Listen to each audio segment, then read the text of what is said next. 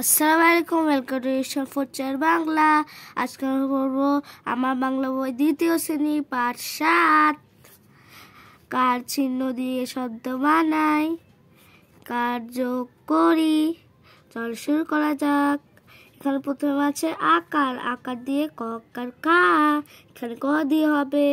তারপর রস্যিকার আছে, রস্যিকার দিয়ে ক রস্যিকার কি, কা কি। তারপর আছে দীর্ঘিকার, কা দীর্ঘিকার ক দীর্ঘিকার কি, কা কি কি। তারপর রস্যকার আছে, তারপর করস্কার কু, করস্কার কু, কা কি কি কু।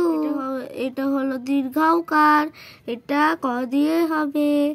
এখানে যেরকম আছে ক দীর্ঘকার কু, কা কি কি কু কু। তারপর রিকার দিয়ে ক রিকার কি। তারপর হলো একার দিয়ে ক একার কে। তারপর হলো ওকার দিয়ে ঐকার দিয়ে কৌকার কৌ, কা কি কি কো, কু ক্রি কে কই। তারপর হলো কার যোগ, কার যোগ করে শব্দ বানায়। এখানে ক আর ক, এখানে কয়ের সাথে এগুলো মিলবে না। এখানে আকার আছে, আকার দিয়ে আকারটা এখানে দিব, তাহলে ককার কা কাক, এ তো কাক। তারপর এখানে তো আর মূর্ধন্য, এটা দিয়ে তো হবে না, তাহলে এখানে রিকার আছে, রিকার যদি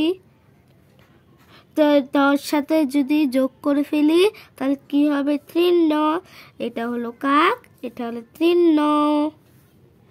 ওকার, নৌকার নো, তা এটা দুনতার নয় দিয়ে হবে। তারপর হলো ঔকার, তারপর এটা নৌকার নৌ। তারপর হলো রস্যিকার, নস্কার নি। তারপর হলো রস্যকার, নস্কার নু। তারপর কার যোগ করে শব্দ বানাই। এখানে নলক আছে, এটার সাথে কি যোগ করব, এটার সাথে ও কার যোগ করব, তাহলে কি হয়ে যাবে, নলক। তারপর হলো ম ছ, তাহলে এটার সাথে কি যোগ করব, তারপর যোগ করবো যে ঔকার, ঔকার দিয়ে মৌকার মৌ।